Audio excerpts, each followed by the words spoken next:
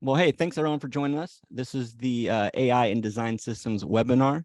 Um, I'm your host, Josh Mabry, software developer here at Knapsack, joined with my co-host, Chris Bloom. He's our principal front-end engineer, and our special guest, John Lindquist, founder of ScriptKit and co-founder of Egghead. Thanks so much for joining us, John. I'm really excited to chat. I'm curious, when did you first take notice of generative AI? When did it first, kind of catch your eye?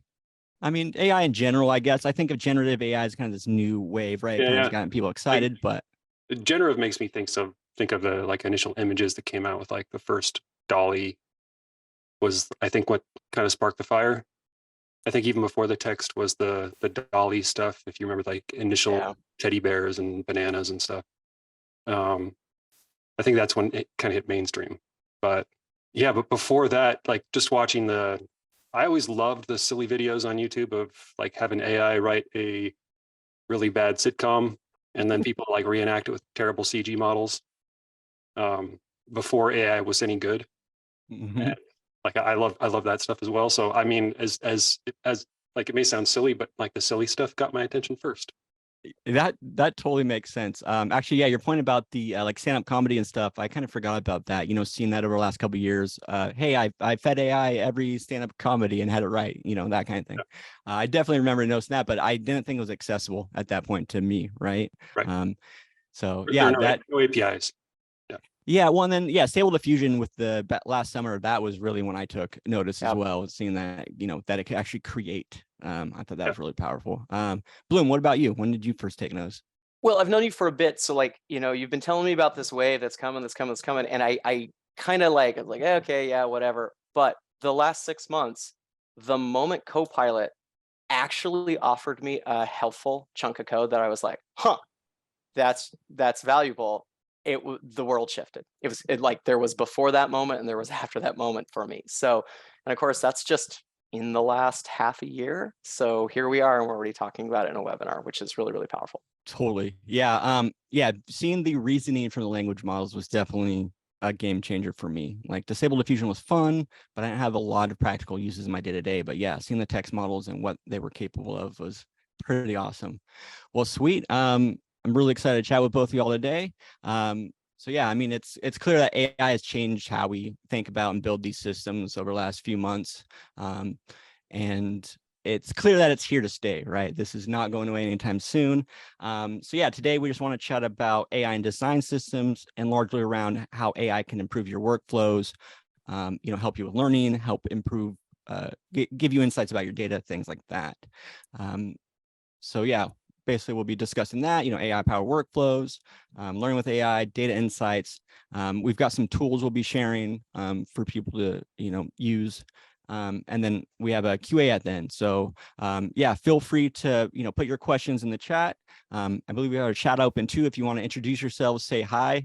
We'd love to know who's out there watching. And there's a poll. There's also a poll that's popped up asking how often you use AI in your workflow. Feel free to engage in the polls as well. Yeah, and we'll get that a bit later. Yeah, definitely feel free to start filling that out. But yeah, other than that, we'll go ahead and hop right into it. So this slide might look familiar for anybody who was checking out the Into Design System conference. Our co-founders presented on AI and design systems there. And really what this is presenting is the idea that these AI systems, it is a series of systems, right, versus one overarching AI. And I think that's a really important distinction. I think a lot of the fear around AI comes with the idea that AI is in control of everything, right? When realistically, it's a bunch of smaller systems kind of working with, a human in the middle to help, facilitate. I'm curious, John, have you seen this kind of layout of, AI personas? Is this how maybe you're thinking about it with any of your work? What this makes me think of with AI is if you've seen The Emperor's New Groove and you have Kronk and you have like the angel and the devil on each shoulder, and like you're having these thoughts and you want to run it by somebody, and you can have like one AI telling you, well, you should be the good person, one AI telling you, well, don't be I can't remember. I would quote the lines if I could remember them, but the fact that AI is kind of like this pervasive, give it a role of some sort. Like, do you want to be helpful, creative? Do you want it to think of it like one of the biggest ones for me is like think of it from a different perspective that I wouldn't normally have as either a white male sort of perspective, and help me understand and have more empathy for others. And like there's lots of really useful like things I'd never think about that AI can help surface. One of the things that's really interesting about like this categorization is that if you've used enough of the tools, you start to kind of realize they naturally sort into these kind of grooves on their own, right? You can tell that out of the many tools and apps that are out there, they're trying to meet users where the users are, right? So you mentioned, Josh, you mentioned kind of the all-powerful AI. There's not the overmind, the AI, right? It's about a lot of individual customized things to help the person who's looking to just discover something new, right? When I'm, trying to learn something new, like, I use it like a librarian and I ask it to explain things to me. I didn't understand, X state in JavaScript, for instance. So I had it like explain concepts to me, and it was really, really, really helpful. And of course, I mentioned CoPilot earlier. It's the assistant, right? It's right there with me, and it's an angel on my shoulder, kind of being like, "Hey, do this. Hey, oh wait, no, I see what you're trying to do. Let me help you," right? And it's 500 keystrokes I don't have to make that day, and that's amazing. I don't have a lot of experience yet necessarily in the manager role yet, the idea of like this helper, but I see those that are out there, and I see a lot of products that are trying to like be that. So it's kind of natural the way these categories have grown. Yeah, and I think, as far as like the idea of the manager, I mean, that's definitely, I think a longer term goal for us, here at Knapsack, and just kind of, I think in general, as people are working with these systems, that's obviously a much higher level, way of organizing some of these problems. But definitely for me, the real power and the real excitement around AI comes in its ability to augment our own skills, right? And not necessarily replace us, right? I think that's that's a big fear. That's hear that a lot. And I think by leveraging these tools, we're just going to be able to do more, right? And that's kind of the idea of design systems, right? You don't make that button a million times, right? You get all the low level stuff out of the way, and so you can have the do the fun problems, the more challenging problems. John, you mentioned, I think we talked last week, you mentioned the idea that AI gets you 90% of the way there, right? And the last 10%'s on us.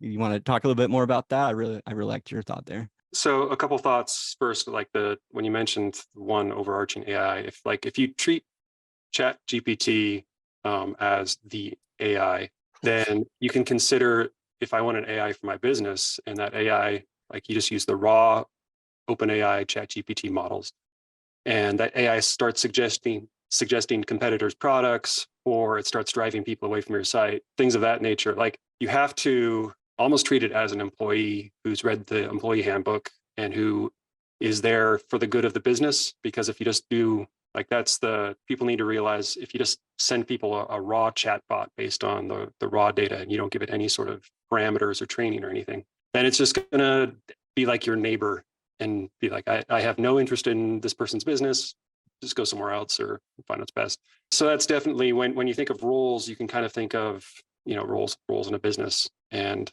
from the manager standpoint, I really like the analysis. I love the extraction standpoint. If you think of an AI as someone who can transform data, extract data from things, imagine having your analytics on your site or your app or whatever you're working on being fed daily or whatever time period into an AI, and the AI starts pulling out how to course correct so that your goals of selling or subscribers or whatever your end goals are, the AI can suggest, what, not many people today did this or that, consider doing this and that. And again, that's a role, and maybe that's even one of those jobs that an AI can do that equally as well as a person, is just parsing raw data and suggesting what you should do. But you as the human know you can take the suggestion and ignore it because you know what the real priorities are, and the real principles is really important, what the real principles are. But I think those things, the various roles they can play are important. And you asked me about the last 10% of any job, of any task, is always the hardest, and it takes up 90% of the work. And the first 90% is easy, of shipping a product, and getting over the finish line, as we all know, is tremendously difficult. And the problem with not the problem with AI, but the AI is really good at the first 90%. It's really good at suggesting, scaffolding, giving you a whole bunch of examples of what other people have already done. But that last 10% is your customization, your particular viewpoints, your creative side that the AI just can't do. And that's where you, as the human, comes in and has to finish up and polish off the work. And that's, I think some of our discussion earlier was about the Autobots, the auto agents, is that the agents that would just do the entire job. And I'm very much in the camp of, you need to hold the AI's hand every step along the way, or else if you give it a big task, it's going to shoot off into never land. And you're like, well, I want it to go to San Diego, and it's like, and the AI's like, well, you didn't specify that at the very beginning. Right. And yeah, you bring up a lot of really, really good points. I mean, constraints is one of them, right? Like, it's really important to constrain these models. And yeah, you see a lot of people on Twitter and things getting really excited about these, natural language to code pipelines. And while they are really impressive, and I think a glimpse of the future, there's a lot more work there, right? As we all know. Be very wary of the grifters out there who are just trying to convert social media posts into like one-click solutions where, like, give me your money and right. Yeah, I see a lot of designers are dead, right? Developers are dead, right? Bloom, sorry, you're going to say something? No, I was exactly right. Like any time that you see that AI is going to, delete an industry or make this role obsolete, right? I mean, it's the same thing we heard about, the fax machine or the internet, right? What it ends up doing, or what it's, the way it's leveraged today is it's a human magnifier, right? It's a way for a person to be better at that thing. John mentioned, right, you got to hold its hand. And it's amazing at showing you lots of prior work, right? AI, you really have to approach it as an instant awareness of all of the possibilities, right? Because if you're by yourself sitting in front of a computer, you've just got your experiences to go by. John, you mentioned a different perspective earlier, right? Like, here I am, we can prompt a bot to put itself into a different mindset and rough approximation of a life experience. Then we can ask it questions and get something that looks like a different perspective than what we have already had. It's not perfect, obviously, but it's something, right? And it allows us to get beyond just our own experiences and just what's already in our head to get new ideas. Yeah, it's great to have AIs are great at challenging you because they think they're right. Like, any answer they give you, they're like, I'm 100% correct. I mean, I don't know what you're talking about. You know what? That is a perfect answer to one of the questions we have in the Q&A right now, is about, hey, how do we have any thoughts on how to make chatbots accessible to people with disabilities? I want to point out here, the AI thinking, it's right and generating, new ideas for us. If you go to GPT 3.5 today and say, make me a component in, let's say, React, right? It'll give you what it thinks is right. You have to specify it specifically to take into accessibility considerations, and it will generate you a very different output that takes into account a lot of accessibility concerns around, ARIA tags and other HTML tags to make it more accessible, right? So it is important to know that, I know your question in QA was about, like, making chatbots more accessible. But I can approach this from, like, the suggestions that AI makes. It's not going to necessarily default to accessible solutions, right? We have to make sure that we're holding its hand and we're getting it there. No, I mean, that's definitely a good point. And then, more specifically on the AI chatbot, these systems are natural language interfaces, right? We've developed different tools over the years for people with different interaction needs, right? We've already got different kind of screen readers. The voice synthesis pipelines are getting really powerful, right? So talking, there's even computer vision that can do sign language, right? Or recognize sign language, right? So I think these systems are actually going to make it more accessible for users, right? You go into a complicated website, you don't know where to find your data, but hey, there's a button right here and I can just talk to the system, right? And pull in the information that I need. So I think that's where we can see a lot of improvement going forward in accessibility, right? These systems are already in place to talk to these digital systems, right? Like moving forward, because AI is really good at transforming data into like whatever you request.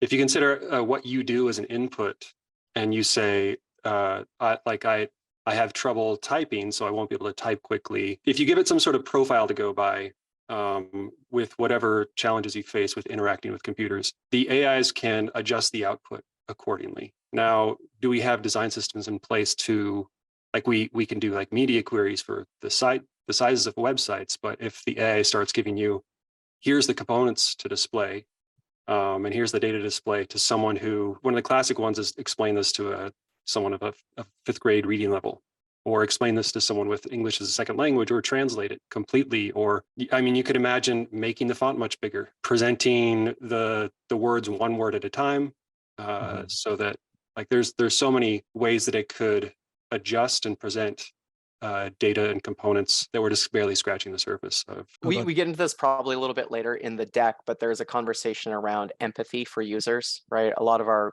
interfaces, a lot of our software, we want to meet users where they are, and that takes empathy. And empathy takes, understanding a user's situation and context.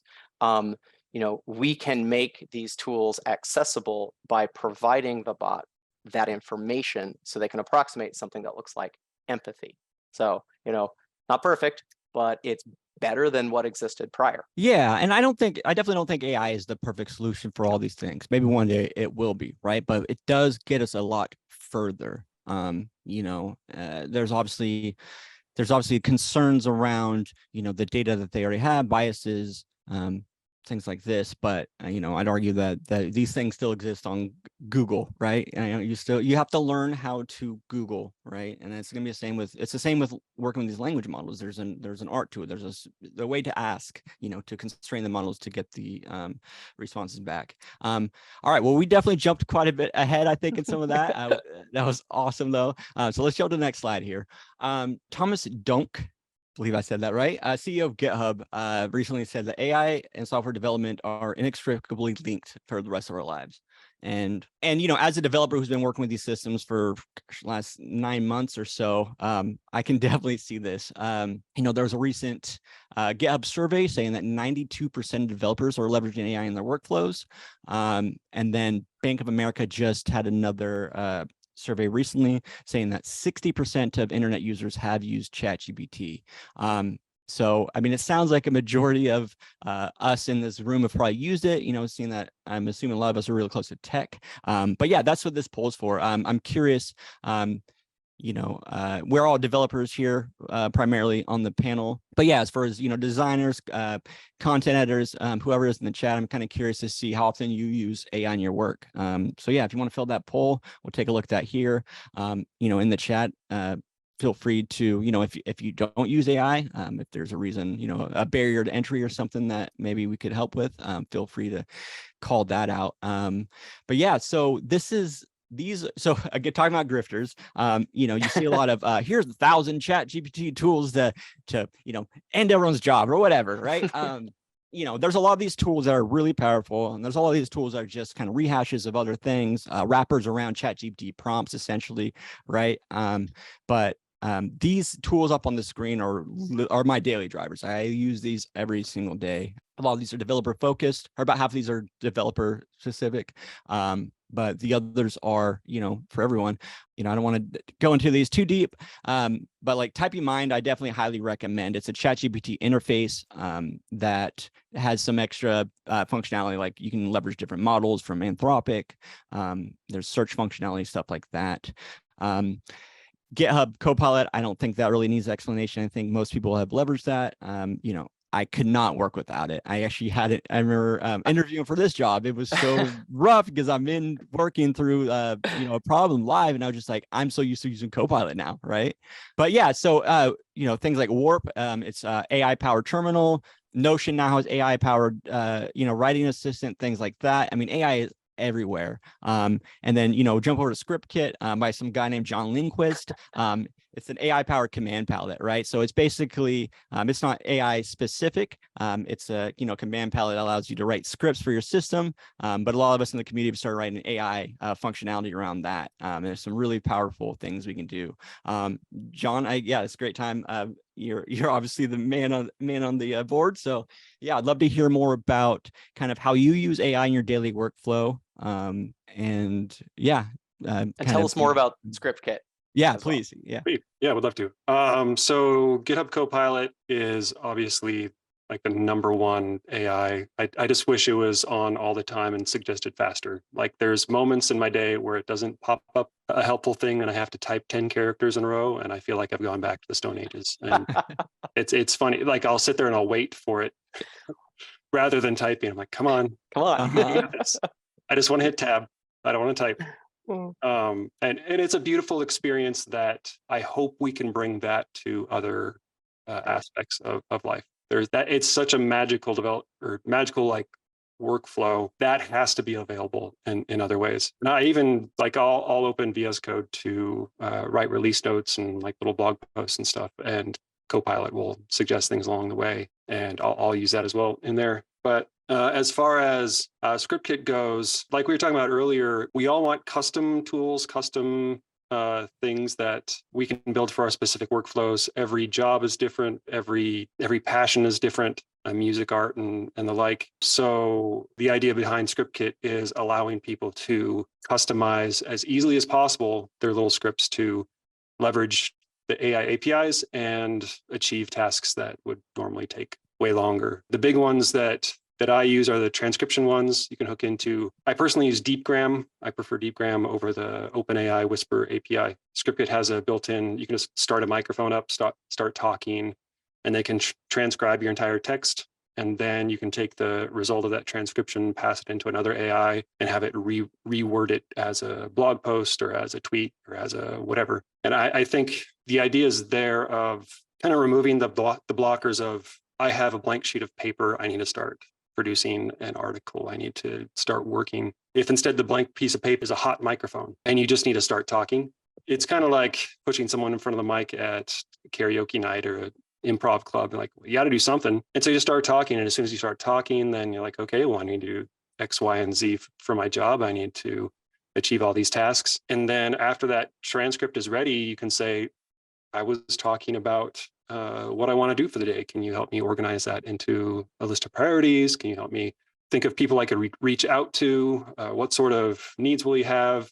The big one I always like is challenge my ideas to help me strengthen my positions and my stances. And for me, the way I use ScriptKit is a lot through the audio first, talking to it, and then transforming the result into lists and other things. The way we use it a lot at Egghead is the scripts you write in ScriptKit can also be run on, they're essentially node scripts with a little, it's an SDK for ScriptKit, and you can port that over to GitHub Actions or whatever servers you want to put it on. And we feed a lot of the transcripts of the lessons and exercises that we make and transform them into companion material. We call them enhanced transcripts that can, along the way as it transcribes, it can take, because transcriptions have timestamps, you can take that individual timestamp and come up with what's an additional question about this? What's the subject matter?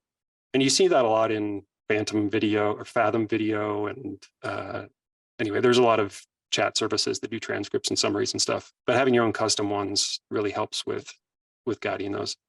I apologize. I feel like I've been speaking. No, please, no. You're the guest. I am learning things here. Continue. Yeah, it's usually Bloom talking all the time. Yeah, this is great. This is great. No, I mean, I absolutely love ScriptKit. I mean, obviously, that's how we know each other. I picked it up, started using it a couple months ago. Open source, being able to get in, just write JavaScript. to interact with your assistant, right? There's you know wrappers around different operating system functionality. I mean, Josh got me going on ScriptKit. I'm one of the weird Windows users for it. So, you know, and my introduction to it was highlight this text and explain it to me through ScriptKit, right? So anywhere I am, any code that I'm at, I highlight, I hit the hotkey, and I get an explanation of what's going on. I use it a ton for code that I find online as I'm digging around through tutorials and whatnot. So it doesn't just have to be right over in my IDE. I'm reading through an article, I can highlight it, and I can say, explain line by line why this is happening. And I can get it right through ScriptKit. And that's phenomenal, right? It brings the AI experience out of like, you know, you have to be in this chat interface, you have to be in this one window, and it allows you to work across your entire system anywhere you're at, right? It meets you where you're at. It's great. Yeah, I could spend the whole time talking about ScriptKit because I do love it that much. It is really powerful, and just the community support, and you know, just the fact that people are coming together to build these and share these scripts is so much fun. Well, cool. So I got one last thing on CoPilot. I don't want to go super over, but just really fast, you know, understanding just a frame of mind really quick when people do use CoPilot, right? CoPilot is generative per line, right? So a lot of people get frustrated that they'll be given a suggestion and it'll give a little bit and they'll start typing and they'll lose what it gave them, right? You have to understand that it's giving you a little bit and then you hit tab and a little bit more and a little bit more and a little bit more. So you have to work with it, right? It won't necessarily give you everything all at once. So you understand that it's only giving you a partial answer sometimes, then it'll help with, you know, closing brackets and finishing what it's trying to tell you. And also, right, don't sleep on writing a comment first, right? / explain your problem, then get to the next line and watch the suggestions obviously roll in there a whole lot better. A lot of people don't know that. A lot of people don't know that necessarily you can start with a comment explaining your problem space. And last thing, do the highly tokenized nature of regex, okay? We all have had to write regex. Every engineer in this call has written some regex. Nobody knows it by heart, okay? The CoPilot power of writing a comment explaining exactly what you need your regex to do with some examples, these suggestions are better than anything I found online. So it is a regex superpower. Oh, so, yeah. I didn't think I was ever going to figure out regex. I still haven't, but now I have AI to figure it out for me. So that's awesome, right? Incredible. Cool.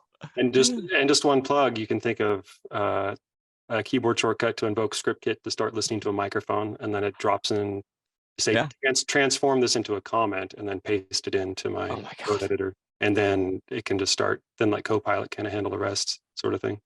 Amazing. I've got something in the works kind of similar to that. We'll check it out down the road. But yeah, that's so one thing I didn't the trigger words. Did you get the trigger words? Did you play with that? Oh, no, not yet. I basically just have my own. So with some of the transcription systems, obviously you can set trigger words, right? Much like Alexa or whatever. So I have been playing around with some of that. Yeah, well, that's a topic for another day. One thing I did want to plug, I didn't get it into this slide for some reason, but I do use it every day. Here at Knapsack, we've signed up for Vowel, which is a video conference system like Zoom, but it's AI integrated. So it's listening to the conversation. It creates a transcript of the conversation, as well as tries to find action items, list items, and then you can actually go back into it afterwards. And there's a chat widget that you can actually query, talk to the video. Right? Go ahead, Bloom.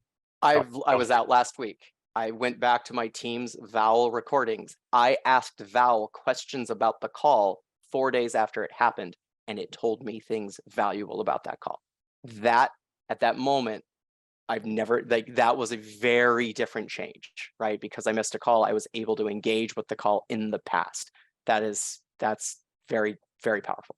Yeah, it's great. It definitely, I go back all the time to like follow up on, meeting items or things I might have glossed over, whatnot. I find it really powerful. So yeah, to that point, like you had mentioned it, John, about having just CoPilot everywhere, right? And I definitely, we're not too far away from that, I don't think, right? We're basically your operating system, your phone. Hell, you might even have your own personal language model at that point, right? That's kind of grown with you. These systems are becoming easier to run on local hardware, things like that. So yeah, very, very exciting time to be alive. Very exciting time to be a maker, a tinkerer, a creator. So obviously, one of the big things, so we just talked about AI powered workflows. That's, one of the main ways I leverage AI on my day-to-day. But it's also very, very powerful as a tool for helping you learn, right? As far as we went over a bit earlier, but condensing information, rephrasing information in ways that are in line with your current understanding, right? So one of the first AI powered features we've introduced into Knapsack is the Atlas chat bot that you can see here on the right. It essentially allows our users to come in and ask questions against our documentation. And then, we get a dynamic response, as well as the URL with the source, source documentation. This is very important because there's, the talk about AI hallucinating, right? It wants to be helpful, and it sometimes will make up information in order to be helpful. One way you can constrain, we talk about constraints a lot, and one way you can do this is by obviously adding the requisite data. So, Knapsack, ChatGPT doesn't have a whole lot of information about Knapsack, right? Its cutoff date was 2021. And we just, don't have much information in its data pool to really query against. Now, you can actually pull in that data and ask questions with that, right? And have it kind of basically shape the answer leveraging that data. Obviously, you could do this with kind of just basic search functionality. But why this is really powerful, I think, is that you can pull together all these chunks of data that are maybe not necessarily organized, and have the AI through semantic search and just its own parsing abilities, respond to the user, again, dynamically, maybe respond, the user could ask it to explain it, like, I'm 5, that kind of thing. Real quick, just a high level overview of how this works. I've got a blog post coming out, should be out next week. Kind of goes into how we created this and, deeper dive into all the kind of technologies involved. But basically, you get your data, you split into smaller chunks. So these language models currently have a memory limit, right? They only have so much data they can fit. So you need to pull these into smaller chunks that are, have, small context windows. At that point, you format it into vectors for the model to understand, store in a database, and then you query using semantic search, which is essentially what you're doing with Google, right? You search in there, and it doesn't necessarily search for keywords. It's a semantic search. Again, get more into it in the blog post. But those chunks of data, along with the question, are parsed through the language model. Things like the prompt is something like, leveraging these chunks of context and this user's question, answer to the best of your ability. It's also important to say, if you do not have enough context, respond with I don't know, or something like that, because again, it will try to make crap up if you don't give it those kinds of constraints.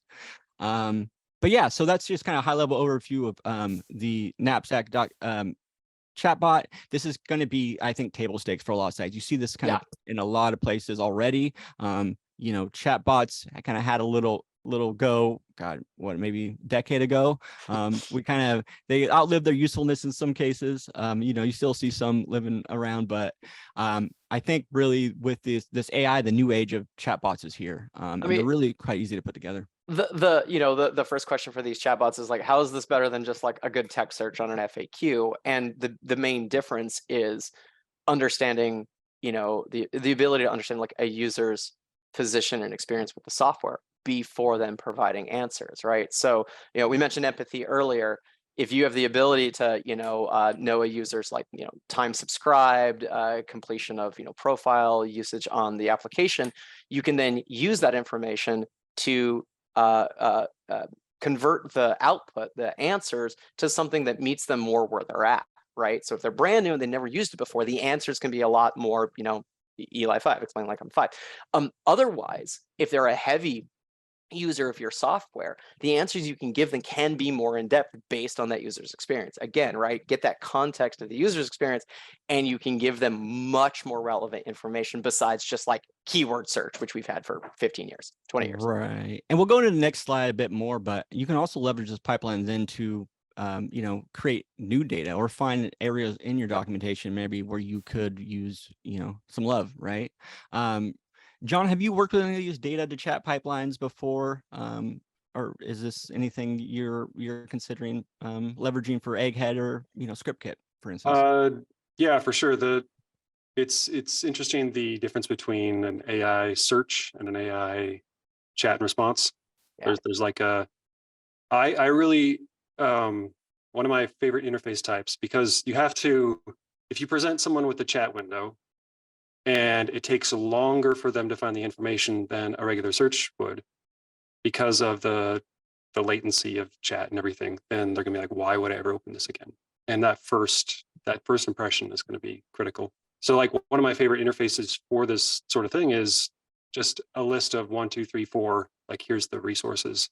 And like which one would you like to learn about more, 1, 2, 3, or 4? And then you're like giving the user this a quicker feedback loop, and they feel like they have more power. They're like, oh, 2, 2 sounds, it's kind of like going to the eye doctor, 1 or 2, 1 or 2. And like Chris was saying, that the more information you have about the user, the better the answer can be. And so the quicker you can get users putting in more input from, like they put in the initial input, the quicker you can get them to put in more input after that, the better, because then they're guiding, like again, my stance is always handhold the AI as much as possible. I feel like we need to build the tools in such a way where the users are, I guess, forced to handhold the AI, rather than, because the first answer is going to make a lot of assumptions. And so as quick a turnaround as possible of more info from the user, and that's going to allow you to train your models better, and that's going to help future users, and on and on and on. It's just it is fascinating going from searching keywords to searching and what exactly should we give them back based on the question. And that's the experience I don't have that I'm interested in is how would the older generation, like if they see this window pop open, what do they type into it? Like I just saw an email this morning that Wells Fargo, that the bank I use, has a new Fargo bot. Like, what are people going to type into that? Right? Like your account information? Maybe not. Yeah. And do I want a bot knowing my account information? All right. Yeah, exactly. Yeah, that was one. That really gave me pause when I saw that. Yeah, well, I think another side of this is seeing all the people kind of race to implement these systems, and in some cases not with a lot of forethought of what could happen. There was a recent thing where it was like an eating disorder hotline or something, and the employees, I think, were unionizing, so they decided to get rid of everybody and replace it with a chatbot. So I was like, I don't know, a couple weeks later, I was looking up, trying to find the story to share with somebody, or like a blog post or something like that. And at that point, they'd already cut the program because it was releasing like harmful information or suggesting harmful things. And immediately I knew it was just a really poor prompting setup, right? Like I'm assuming they just wrapped ChatGPT, pulled it in, and we're just like, here you go, here's your chatbot, right? And you see a lot of that. It's the idea of just putting some information in, pressing play, and walking away. Maybe like, maybe in a decade, 5 years, decade, who knows? But it's not the case right now, right? There's a lot of, we have to be editors, right? We have to, I think anybody who's just pressing play and, turning that in is in for some trouble. I actually just saw something on Reddit the other day. I've seen a couple of these actually. It's clear like a teacher with like an assignment, and it's an essay or whatever. And the last one I saw at the top was, as an AI assistant, I cannot, and they didn't even delete the as an AI assistant. In the answer. Oh, God. Yeah, so there's a little work on our part, I think, still. Another thing you had mentioned, John, which leads us to our last slide here. You were kind of talking about, getting the idea of the data and getting the responses from the user quickly, using that to feed models, things like that. I think that's a really, really powerful area that these systems can help us with. I get into a bit in the blog post, but you mentioned it too earlier, talking about Egghead. You can have these systems take your data and generate observations, questions, insights into that data. We've been using it. I didn't have it in the the slide, but on Knapsack, we also have a feature where it'll generate questions, right? So it'll take the conversation and generate 3 potential follow-up questions. And so what you can actually do is now save those questions, right, in a database somewhere. And you can start looking through those, and like maybe there's a question that didn't get answered correctly, right? Maybe that's a blind spot in your documentation that now you can go in and improve, right?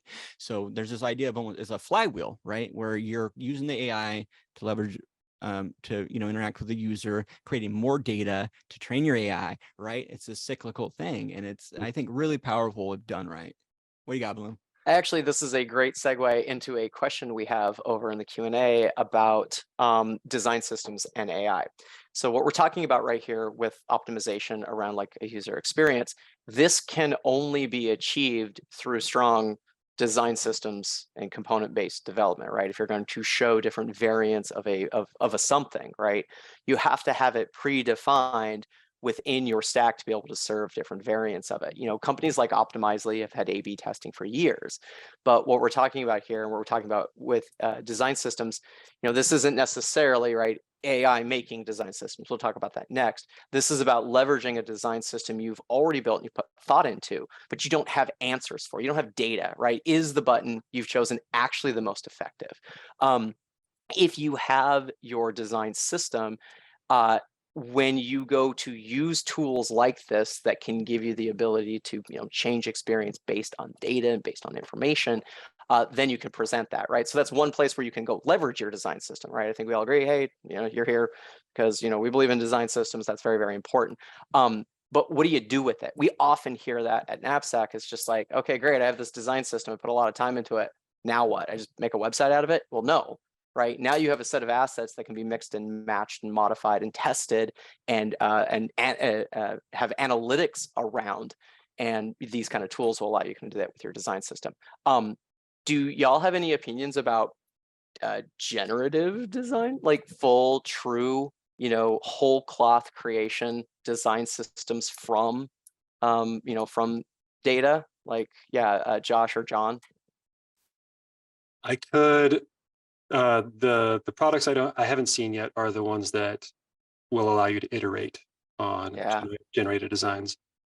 I believe there will come a time, and I think with the generated images as well, where they'll generate design systems, entire pages, and then you'll be able to tweak knobs and push buttons to hone in on what you need and to adjust for your users and their needs, and feeding in user data, feeding in other parameters that will help it.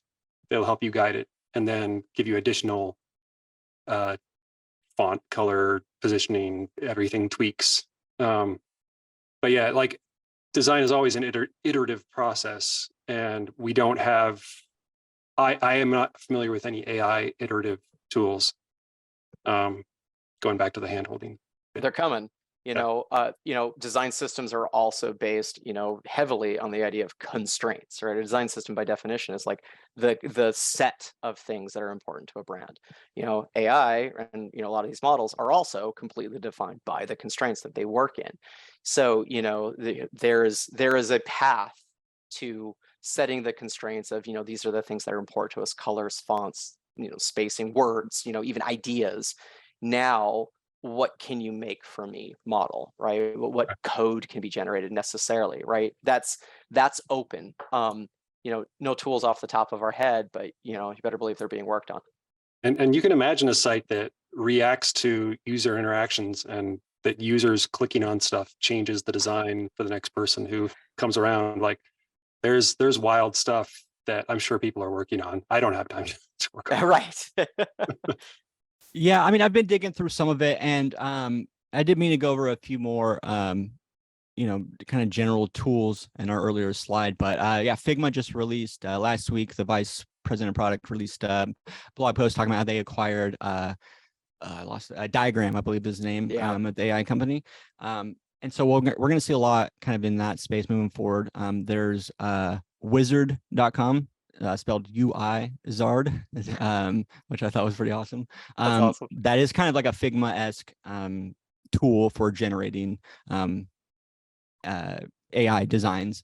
A lot of a lot of what we talked about today, is applicable to design systems and teams, right? It's about improving your workflow, getting everybody on board with these tools, and making sure that everybody, is using these tools in a way to, improve the momentum of the whole. And then obviously within design systems, we've got a ton of data at our fingertips, right? And that's where we're going to start seeing AI coming in as kind of this manager idea we talked about in the beginning, pulling together, finding correlations, patterns in your data. That's something AI is really, really good at.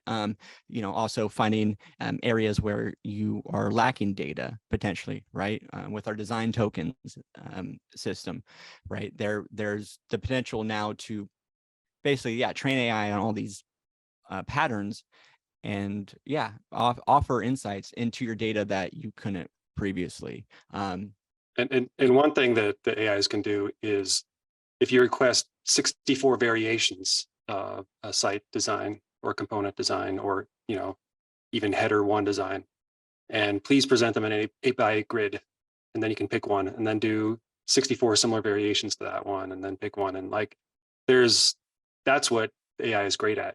It's just spitting it. Like, imagine how much work that would take a human. Like, you want me to do 64 variations by the end of the day? No, in the next 10 minutes. Yeah, absolutely. Yep. To throw out a resource for that really quick, mentioned over in QA is components.ai as one of those fully generative. Give it some ideas, give me my grid of 64, hone in on this one, give me more based off of that one, right? Components can get you there. Yeah, and our microsite will have links to other material we've written, the other design systems conference talk I spoke about earlier. That was a couple weeks ago. But yeah, I mean, as far as like the things teams can do to get started now, again, like I said, just make sure you're taking a look at these tools, understanding the ecosystem, taking a look at your knowledge base, pulling those pieces together, maybe taking a second pass, maybe it's time to clean stuff up. Maybe it's been a few years since you've touched your documentation. Now's a great time to get in and start, reworking that. And then, just getting the team, getting leadership on board, we're with leveraging AI wherever they can. Obviously, there's some concerns around privacy, but we're more and more seeing things released that language models released that will allow you to maintain some privacy within your data. There's also ways to host OpenAI on Azure. So there's definitely ways to get around some of these privacy issues that I've heard. But yeah, as far as this data analysis is concerned, you talked a bit about this, John, with Egghead, as far as getting the transcripts, trying to find, any kind of correlations there. Is there anything else you can add to that?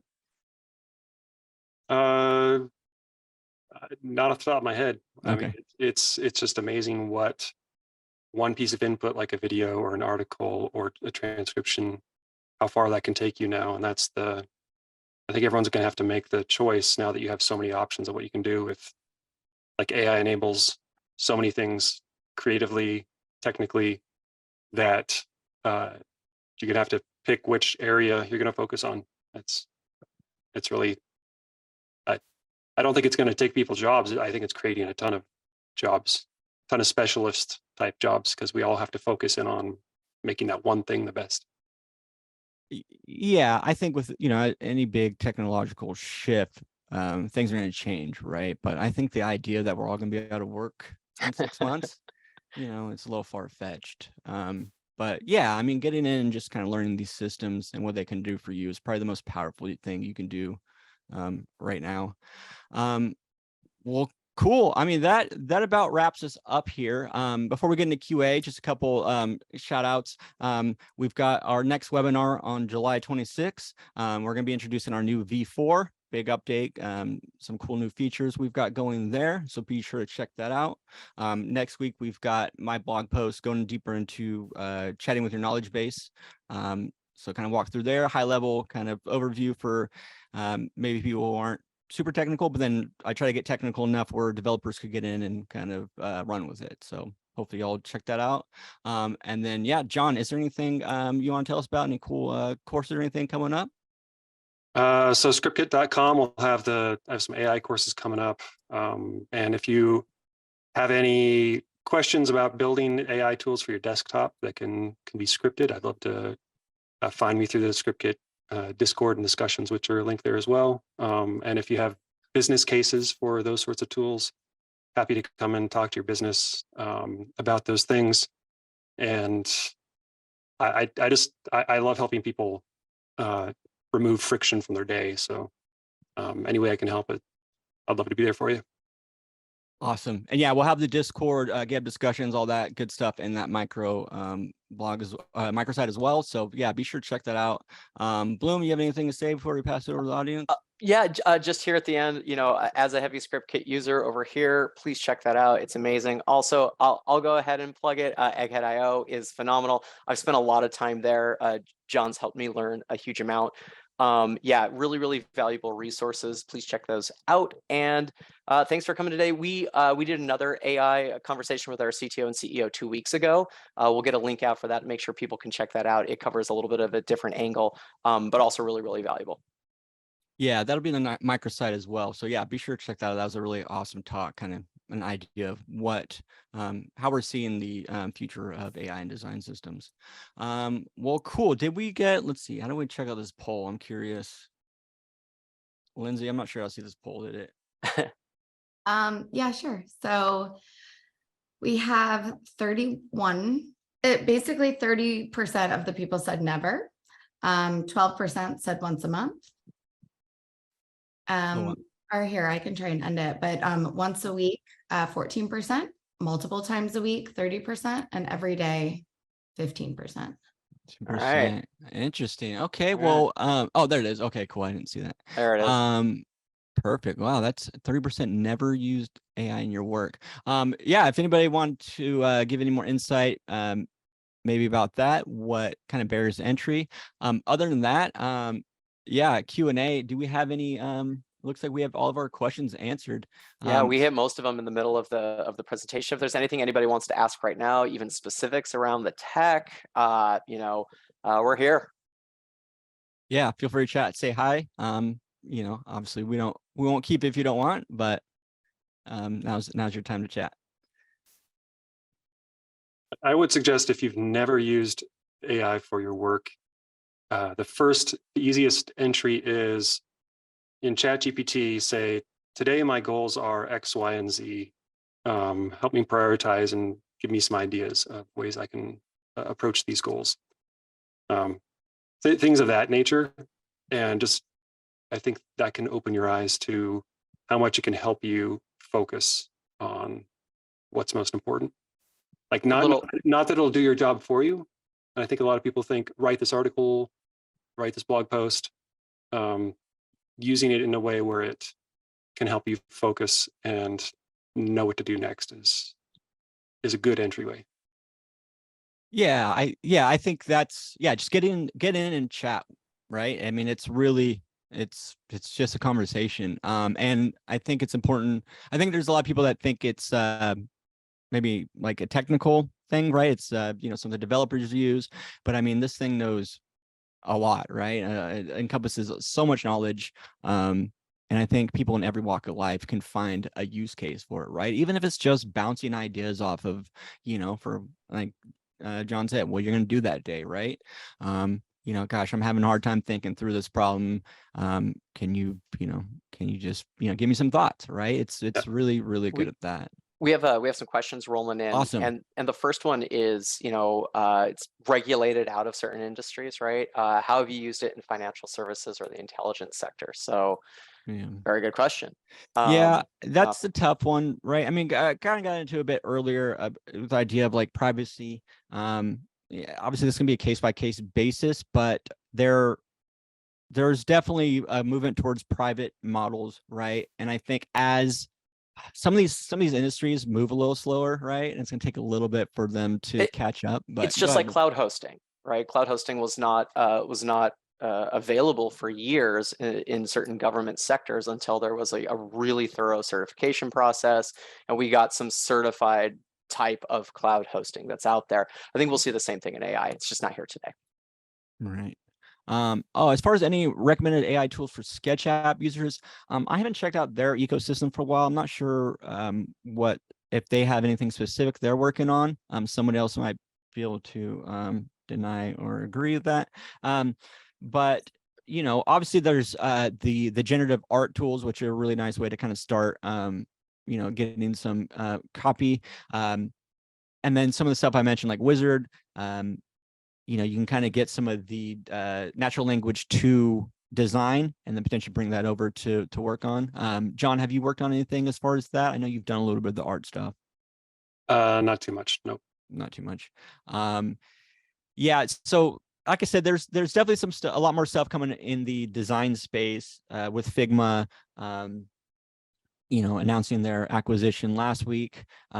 Obviously, every company is rushing to figure out how they can get generative AI into their tools, right? So I wouldn't be surprised to see Sketch come out with something soon.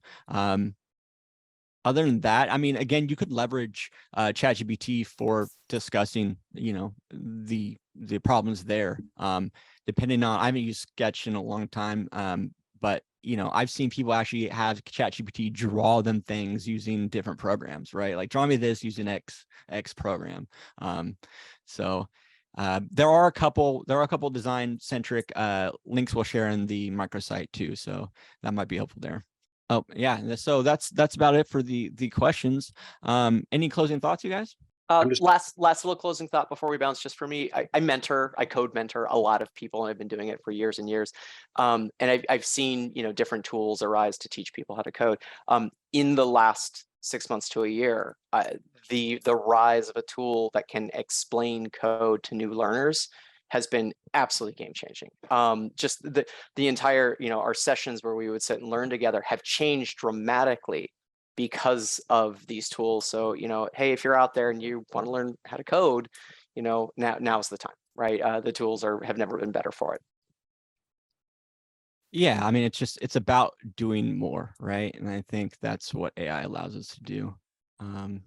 Well, cool. I would say my final thought is that if you've tried an AI tool and weren't impressed by it, and you think AI is not for me, just wait another couple weeks, and the next version is going to be a little bit better, and then another couple weeks. Like, this is going so fast that just kind of get on the train and hold on for a while, because like I kind of pity anyone who dismisses it as not useful, because it's something we have to keep up with. Yeah, I agree. Yeah, it's a challenge to keep up with, because like you said, it's moving, it's straight up at this point. But I mean, it's gonna be part of everyone's lives, one way or another. So definitely jump in and, you know, play around, and feel free to reach out to me on LinkedIn or anywhere. I'm always happy to answer questions around AI. I spend way too much time thinking about and working with this stuff. So yeah, always happy to answer any questions. But Bloom, John, thanks so much for joining and chatting today. I hope everyone in the audience got something out of this. And again, check out the microsite for some follow-up. And yeah, keep posted. We got some really fun stuff we're working on here at Knapsack. So thank you all. Have a great day. Thank you. Bye, y'all.